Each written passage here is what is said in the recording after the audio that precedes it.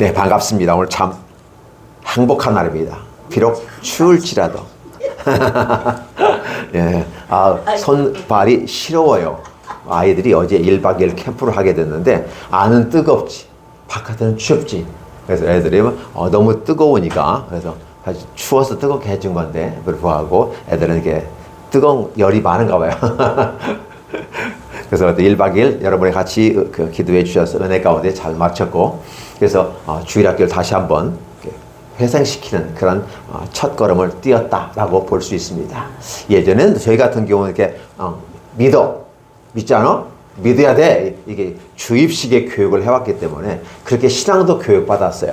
근데 요즘 시대는 그 주입식이 아니라 상호 소통하며 이게 대단히 중요한 것 같아요. 그래서 아이들과 함께 성경 파자마 파티라는 이름으로 해서 애들이 즐기고 놀고 구속받지 않고, 그러면서도 예배도 드리고 성경도 읽고, 또 우리 애들의 믿음을 서로 화합하는, 또 확인하는 그런 시간들이 되었습니다. 감사드립니다. 오늘 마가복음 15장 16절 23절에 있는 말씀을 중심으로 사람을 따르지 말고 예수님을 따르자라는 말로 함께 은혜를 나눴으면 좋겠습니다. 사람을 따른다는 말과 예수님을 따른다는 말이 상당히 어렵습니다. 사실은 뭐 그렇게 대단한 말이겠습니까마는 사람을 당연히 따라가는 건 당연한 거예요.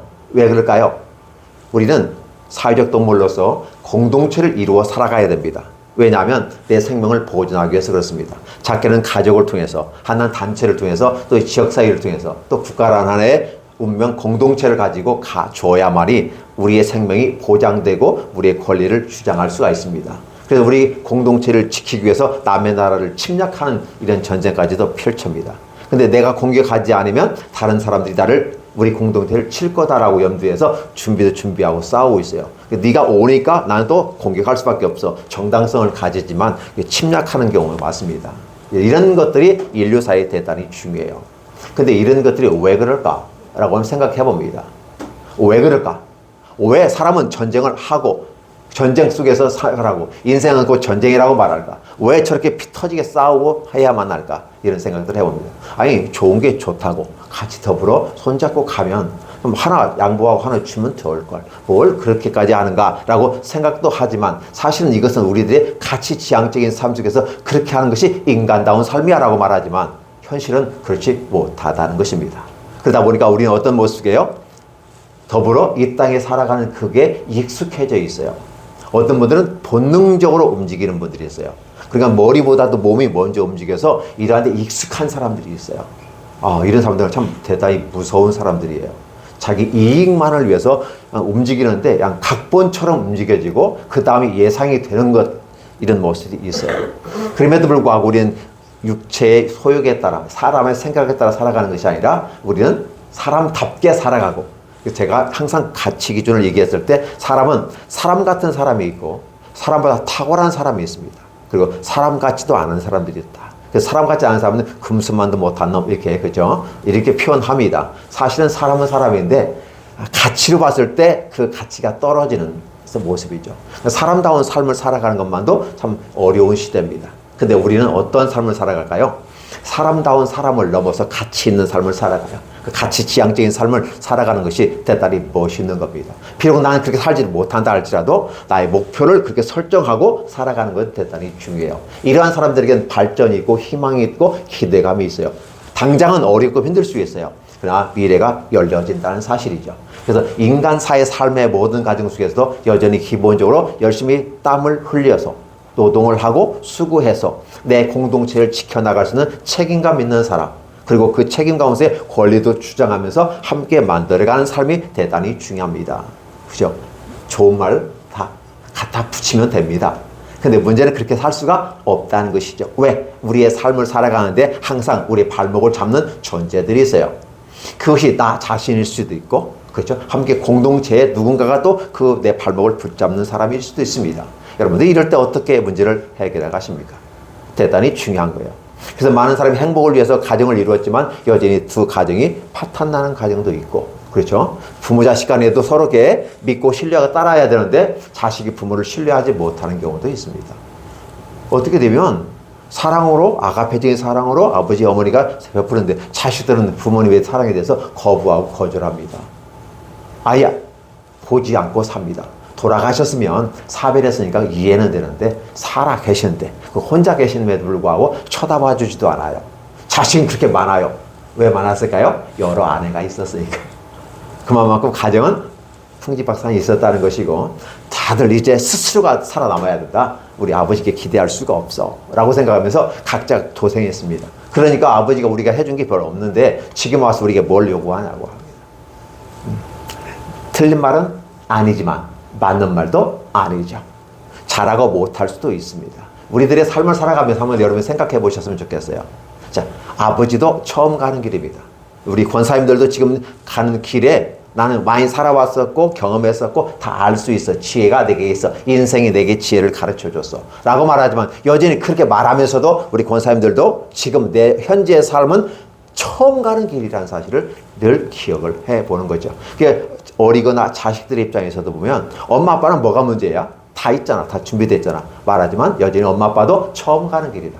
자식의 입장에서 어떻게 돼요? 우리 엄마도 아빠도 힘들겠구나. 자신도 처음 가는 길을 가면서 처음 가는 아들, 딸들을 데리고 가는 어머니, 그렇죠? 부모는 참 더욱더 힘들겠구나.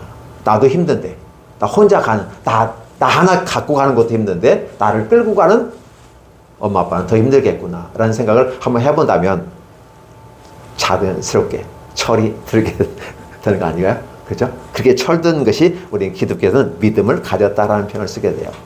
믿음을 가졌다는 말을 썼을 때 교회 안에서요, 예수 믿을 수 있어요. 믿어도 천방지축으로 믿을 수 있어요.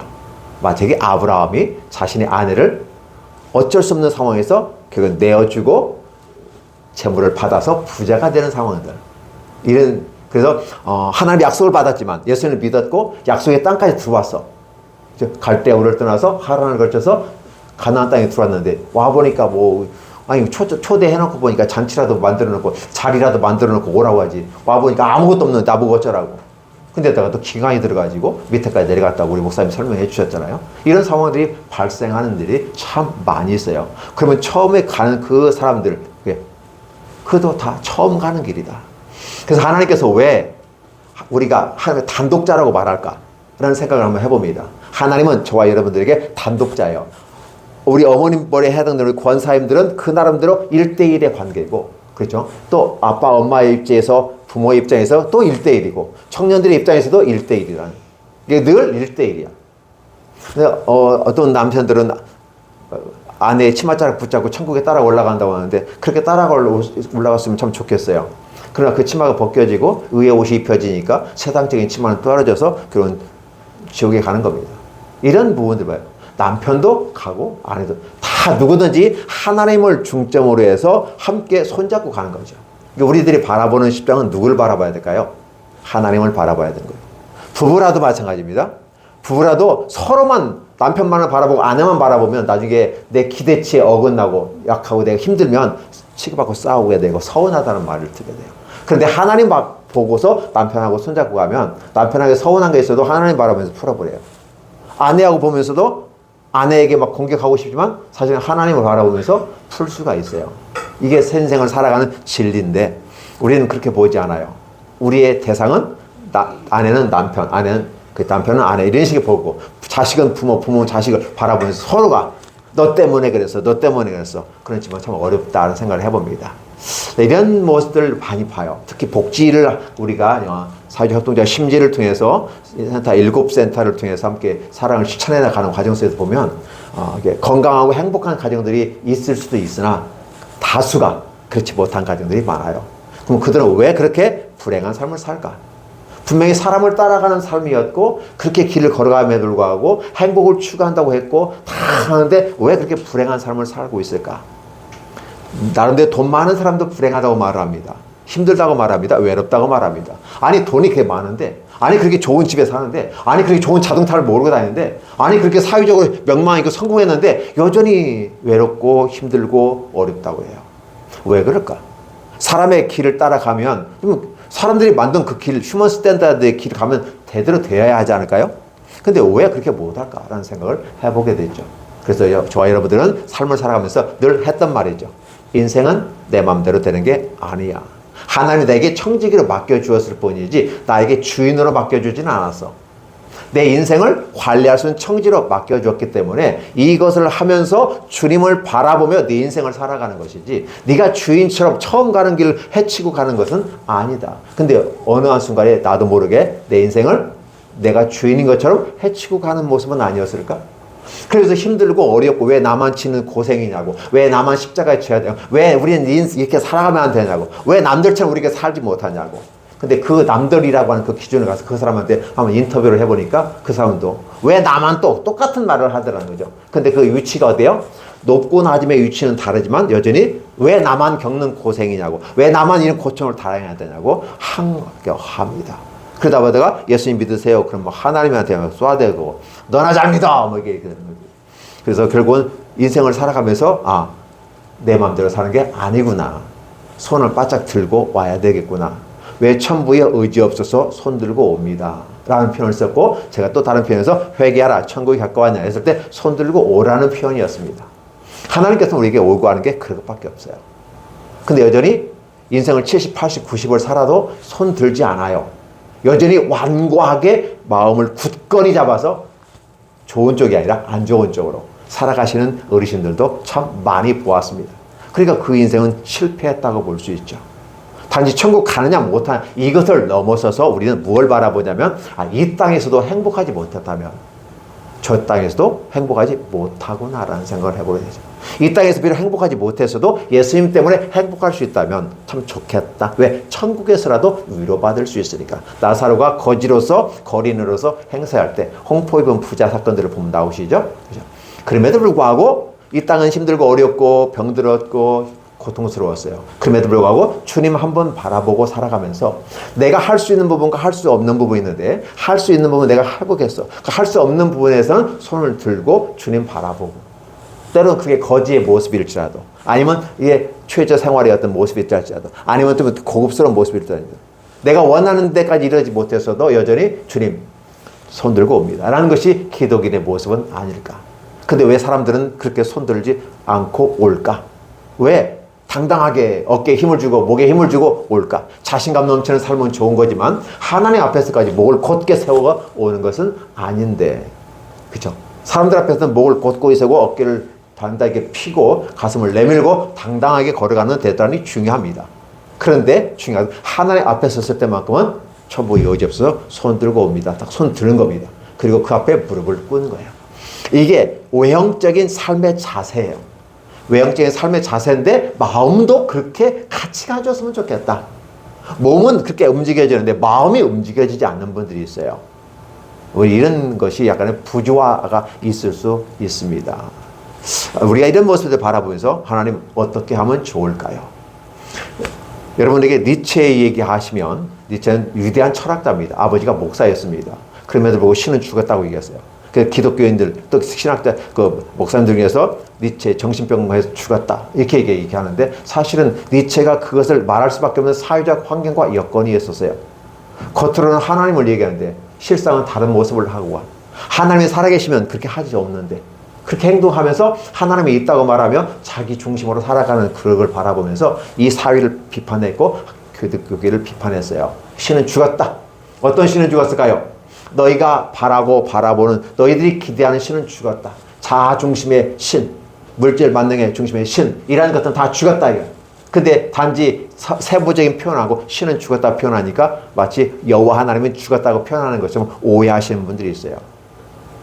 진실로 하나님의 말씀에 근거해서 살아보려고 노력하면서 나아가야 됩니다. 그러나 굵직굵직한 사람들은 이렇게 한 소리씩 해줘야 돼요. 그냥 큰 사회적 충격이 있고 그 충격으로 회복되기를 바라지만 여전히 회개하지 않고 돌아와요.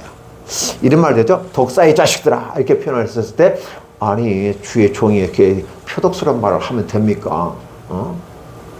좀 고상한 말을 써야 되지. 요즘 시대에 막 이런 식으로 썼다고 하면요 교회 당장 다 도망가고 기도원도 다 도망가고 아무도 안 남을 거예요. 그런데 때로 이렇게 쓰신 분도 있어요. 왜? 충격요법이니까. 니체는 그렇게 이 사회에 대해서 저항을 했어요. 하나님에게 저항하신 게 아니라 바로 내가 한 기독인으로서 하나님을 믿고 따르는데 왜 잘못된 왜곡된 복음을 가지고 이끌어가면서 그것이 하나님이라고 있지 않나.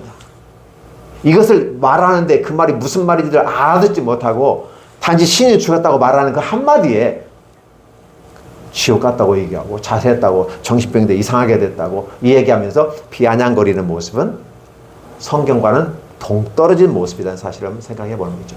그래서 사람이 살아가는 길, 사람을 따라가는 길은 희망이 없다. 여태껏 우리가 찾고 찾았어요. 하나님께서 눈 씻고 찾아봤어요. 하나님의 말씀대로 따라가는 자 있는가? 없다. 그러니까 그런 모든 사람은 죽음에 이르는 것이다라고 얘기해요. 그러면 인간을 따라가는 삶, 휴먼 스탠다드의 삶을 살아가는 이런 모습이 아니라 누구를 따라가야 될까? 예수님을 따라가야 돼요.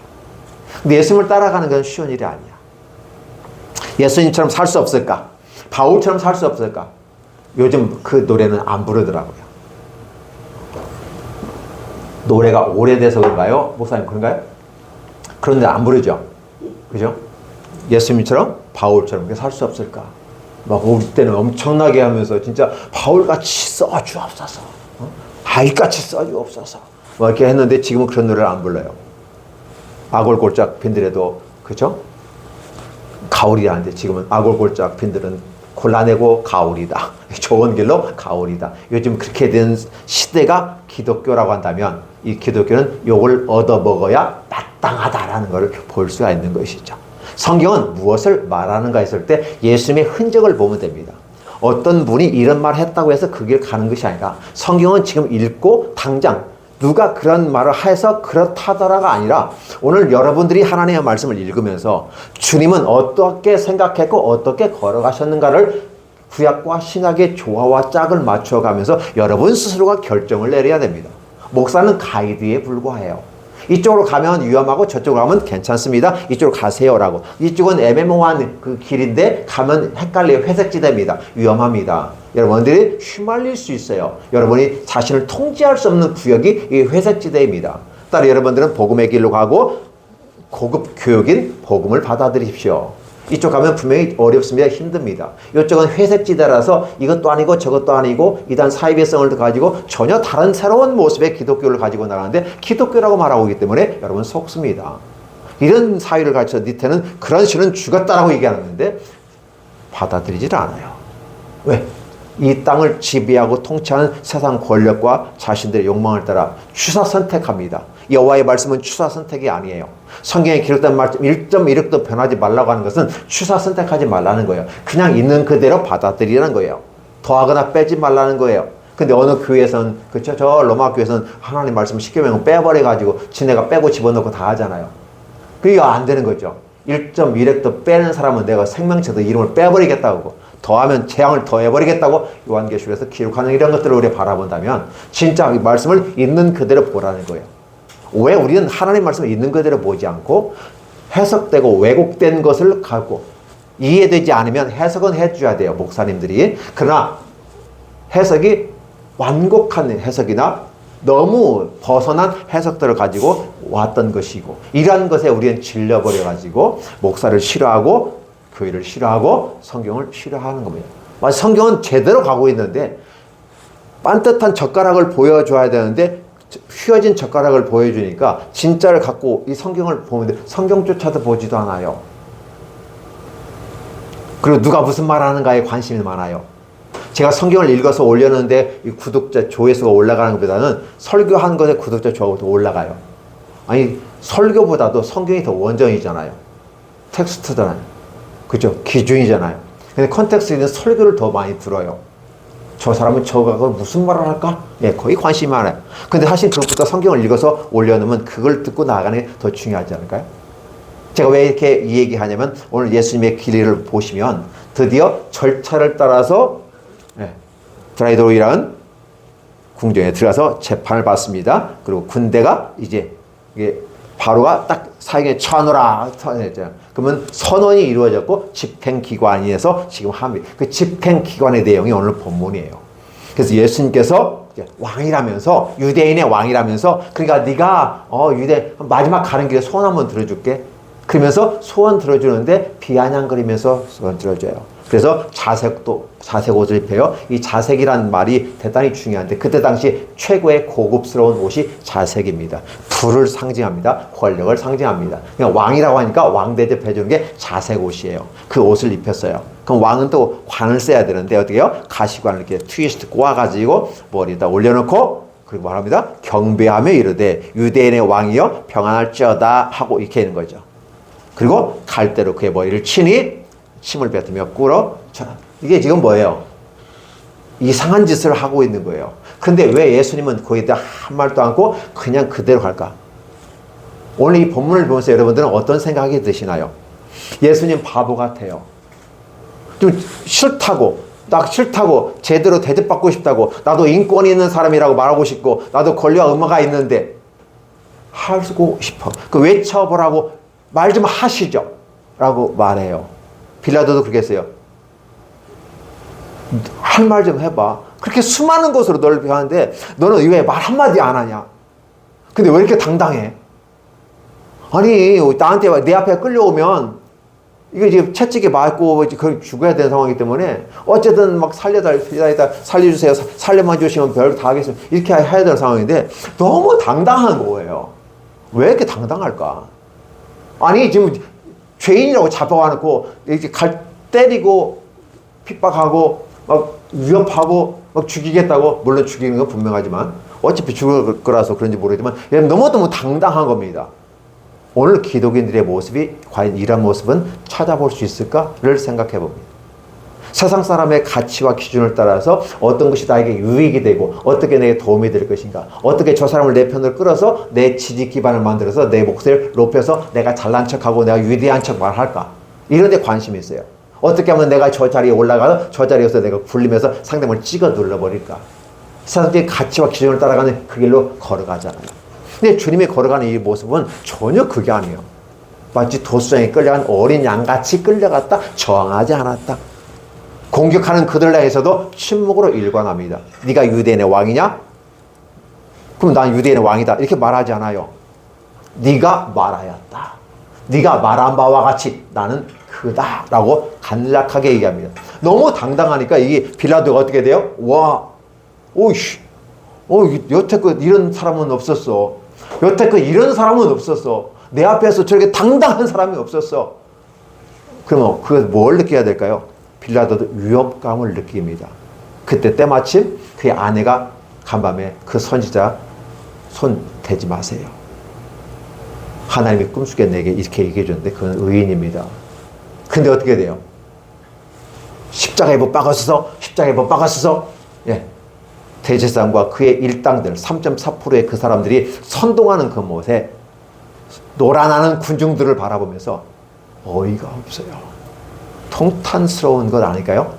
수많은 베세다 아니면 그 광야에서 5,000명이 먹고 12관계가 나왔고 7병이의 사건을 통해서 엄청 배불리 먹었던, 그래서 메시아 환호했던 그들이 이제는 어느 순간에 바뀌어서 십자가에 못 박아져서 외쳤다는 사실이에요.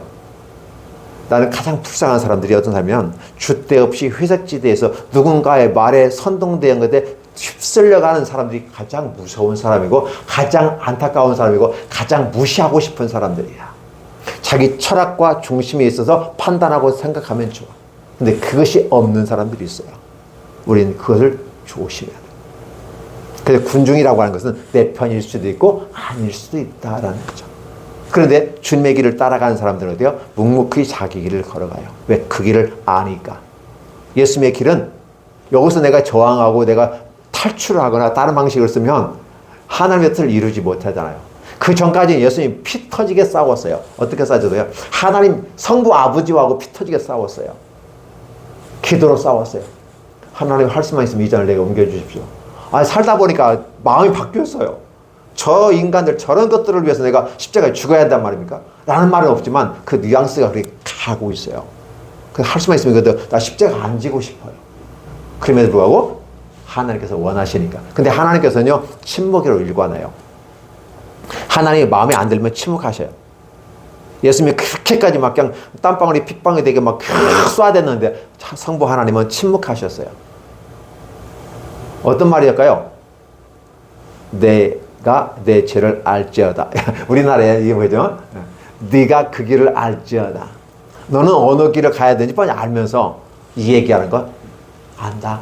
나도 마음이 아파. 너를 십자가에 죽게 내버려 두고 허락하는 것자도 아파. 그러니까 하나님의 침묵은 사실 그 침묵이 아니라 거절의 침묵이 아니라 아파가지고 우는, 그죠? 소쩍새가 우는 것처럼 소쩍어 밥은 배고파 죽겠는데 소쩍어 예. 그 소쩍새처럼 안타까워하면서 우를 침묵하는 건 아닐까? 하나님의 침묵은 거절의 침묵이 아니라 바로 아픔의 침묵이고 눈물의 침묵이었다는 거죠. 그걸 알아 주님께서. 그러시니까 알겠습니다. 하나님 침묵하시는데 혼자 떠들고 혼자 대답하고 혼자 질문하고 다 해. 그리고 스스로 결론을 내려. 뭐래요? 알겠습니다. 내 뜻대로 마옵시고 아버지의 뜻대로 하기로 원합니다. 자, 이쯤 되고 이제 때가 되었으니 가자. 그동안에는 제자들에게도 기도 부탁했고 했음에도 불구하고 여전히 나와 관계없는 삶을 살아가는 그런 사람이 참 많아요. 우리는 하나님의 일을 하면서 어떤 생각이 들어요? 하나님의 이름은 하나님의 일이니까 다 편하기 쉬운 거야. 가면 한 세트가 준비됐어. 한 세트가 준비됐으니까 그냥 이거 하고 뭐 끝나는 거야. 그리고 하나님이 잘했어요. 예, 이 소리 듣고 싶은 거지. 우리의 모습은 아닌가. 1박 2일을 하면서도 그런 생각들을 많이 해봅니다. 하는 사람만 한다라는 생각도 해보고 또 하나님의 일도 여전히 사도 바울 당신은 왜 그런 삶을 살아갑니까? 왜 그렇게 고통스럽습니까? 왜 노마에 가서 죽는 길을 뻔히 알면서도 당신도 알잖아요. 나 예언도 해줬고 수많은 사람들이 근데 왜 굳이 노마에 가야 된다고 생각합니까? 그래도 나는 가야 된다 라고 그 길을 가요. 주님의 은혜를 받고 주의 쓰심을 받은 사람들의 모습을 공통적으로 보면 죽기 살기로 해요. 그다가요 이걸 하다가 여기서 죽으리라는 그런 마인드를 하게 되는 거죠. 피곤하고 지칠 수도 있어요. 우리는 이러한 모습을 보면서 주님은 그 길을 걸어가고 있어요. 사실 육체를 가진 한 인간이 이 과정을 십자가를 치는 과정을 겪는다는 것은 아주 험악합니다. 물론 다른 사람들은 예수님처럼 이렇게 하지 않았을 거예요. 근데 이런 내용들 그대로 기록해 놓고 때리고 침 뱉고 욕하고 왕이셔 하면서 그러고 난 다음에 다시 또 자색을 다 벗겨버리고 예전의 옷을 주워서 끌고 갑니다. 그렇죠? 십자가에 그걸 끌고 가는 그 모습, 채찍에 맞아 쓰러지고 또 쓰러지는 그 모습들. 그때 얘기해요. 예수님 너무 힘들잖아요. 하나님의 아들이라면서요. 어떻게 없을까요? 방법이? 주님께서 하십니다. 내가 12영이나 넘는 그 영들을 하늘에서 내려와서 저들을 다 진멸할 수도 있다. 그러나 내가 그렇게 하면 구원의 길이 열리지 않아. 구원의 길을 위해서, 너희들을 위해서. 그래서 내가 잡혀가고 울지? 나를 위해서 울지 말라. 너와 너의 자녀들을 위해서 울라. 주님이 울면서 얘기해요. 왜 나를 위해서 오냐? 나는 내 갈 길을 가는 거다. 그 길 힘들고 어려운 거 분명히 알아. 그런데 난 가야 돼. 왜? 너희를 사랑하니까. 너희를 사랑하는 것만큼 하나님이 나를 사랑해서 침묵하고 계셨어. 왜? 만약에 하나님이 무슨 말이라 하면 내가 코를 끼어서라도 물고라도 물귀신 작전 써가서라도 내가 어떻게든 해보려고 하는데 하나님이 침묵을 하니까 어디 걸 수가 없어. 뻔히 알면서 침묵하시며 오시는 성부 아버지의 모습을 예수님은 보신 거예요. 그러니까 예수님은 이렇게 내원대로 마옵시고 내가 철은 들었지만 너무 힘드니까 너무 어려우니까 내 뜻대로 마옵시고 아버지 뜻대로 되길 원합니다. 하고 빌어서 이제 됐다 하고 잡혀가십니다. 그 잡혀가신 그 이유는 어떻게 돼요? 다 내어 맡겨버리는 것입니다. 그 길을. 오늘 그 장면이 그대로 연출되고 그래서 한 가지 희롱을 당한 후에 옷을 벗기고 자기 옷을 입히고 십자가에 못 박아 죽이는데 여러분 예수님한테 신포도를 줘요. 이게 마취제예요. 너무 고통이 심한 걸 알아. 이 노막 군인들도 알아. 포악한 군인들도 알아. 그래서 일반 그 사람들에게도 이렇게 이렇게 줘요. 마지막 죽는 순간이 되더라도 그 고통을 좀 잊고 가라고. 근데 주님이 하신 말이 있잖아요. 마지막 만찬상에서 뭐라고 했어요? 이 이후로는 이 땅에서 난 포도를 내 입에 먹지 않겠다. 새 하늘에 가서 먹겠다. 그러니까 그다음부터 어디 안 되잖아요. 그 신포도주에서 주는데 예수께서 거절했어요. 그 말이 뭘까? 하나님의 말씀을 그대로 순종하고 일해가는 그 모습 가운데서 하나님의 종이 그 길을 어떤 삶을 걸어가야 되는지를 그대로 보여주었어요. 사도 바울은 그걸 알기 때문에 그 길을 그대로 갑니다. 묵묵히. 그리고 예수의 남은 흔적. 예수의 흔적이 내게 있으니 이제 너를 다 괴롭게 하지 말라. 예수께서 걸어가시기를 나도 걸어가는데 그 오직께서 이렇게 걸어갔기 때문에 사도 바울은 내가 그리스도를 본받는 것 같이 너희도 나를 본받았으면 좋겠다라고 말하면서 그 길을 묵묵하게 가시는 그 모습을 바라보게 되는 것이죠. 예수님의 길은 바로 그 길이었어요. 그래서 그 고통이 너무 심하니까 마취제, 포도주, 신 포도주 이렇게 먹고 좀 고통을 살짝 잊고 순간 뿅 하고 가버리면 되는데 온몸으로 그 고통을 다 견뎌내고 이겨내고 뜨거운 태양빛에서 그렇죠? 그리고 아울러서 벌거벗은 추한 모습으로 다 그리고 대못을 받고 모욕하고 조롱하는 그 모습들 그럼에도 불구하고 그 길을 묵묵히 가시는 주님 오늘 이런 걸 바라보면서 기독인들이 과연 예수님의 제자라고 말하면서 예수님의 길을 걸어가고 있는가? 말로는 예수님이 앞에 가고 뒤에서 딴짓하는 제자들의 모습은 아닌가? 의심 많은 도마의 모습 그렇죠? 그래서 아주 스승을 팔아버리는 가룟 유다 그리고 항상 늘 그 처마 밑에서 예수님 턱 밑에서 대드는 베드로 그렇죠? 그리고 내 자리 내놔 내 자리 내놔 야곱 모양 같은 그 양쪽 두 어깨를 내게 주어 막 달라고 하는 그들 항상 자기 것만 챙겨가는 그 모습들 근데 예수님은 항상 묵묵히 자기 길을 걸어가요.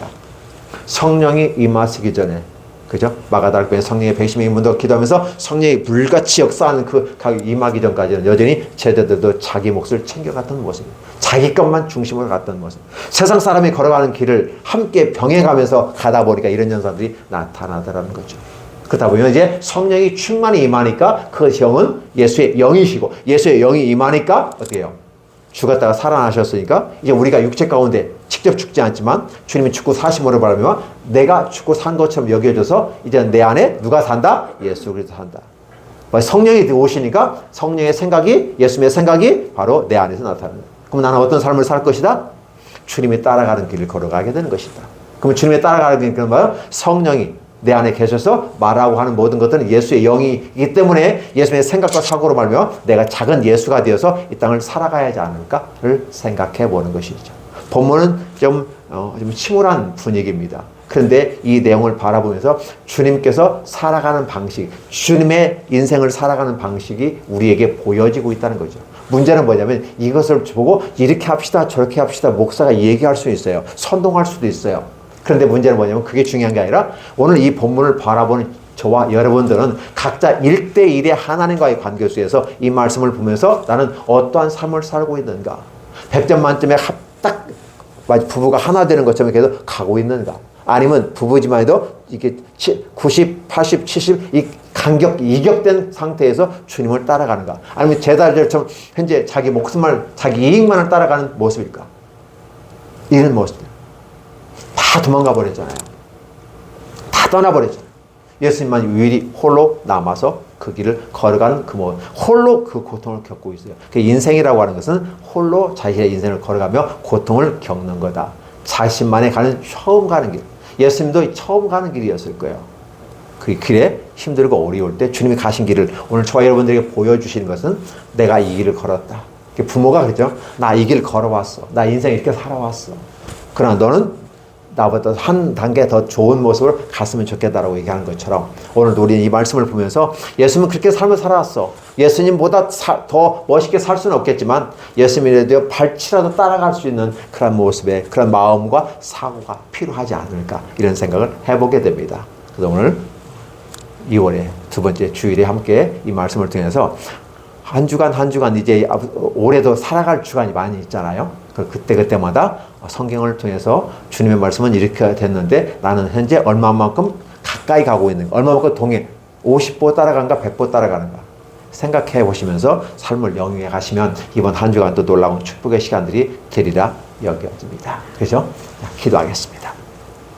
하나님 고맙습니다. 감사합니다. 하나님의 무한한 사랑과 은혜가 우리에게 있습니다. 성경은 우리에게 하나님의 사랑을 보여주고 있는데 때로 그 사랑을 보고 느끼는 사람이 있는가 하면 그걸 보지 못하는 사람이 있습니다. 또 그걸 느끼지 못할 뿐만 아니라 저항하는 사람들이 있습니다. 이러한 과정 속에서 교회는 이 땅에 두 발을 내리고 하나님의 나라를 향해서 나아가야 되는 이중적인 어떤 모습이 교회의 모습들인데, 우리 성도들이 이러한 것들을 잘 이해하고 인지하게 해 주옵소서. 그리고 아울러 그러한 삶을 살아가면서 주님이 걸어간 길을 묵묵히 따라갈 수 있는 멋진 성숙된 신앙들이 되게 해 주시옵소서. 인생 살아가면서 처음 가는 길 때문에 다들 힘들고 어렵고 지칩니다. 그럼에도 불구하고 우리는 우리의 공동체를 세워가고 우리의 가족을 세워가고 교회를 세워가고 이 나라를 세워가는 아름다운 그 현장 속에서 주의 영광이 드러나게 도와 주옵고, 우리들이 그렇게 주님처럼 이 땅을 삶을 살아가면서 빛을 발하며 가게 하여 주시옵소서. 우리들이 가는 모든 현장 속에서 주의 영광이 드러나고 주의 말씀하시는 것이 우리들의 삶을 통해서 그리스도의 향기가 되고 그리스도의 편지가 될 수 있도록 축복하여 주시옵소서. 예수님의 이름으로 기도하옵나이다. 아멘.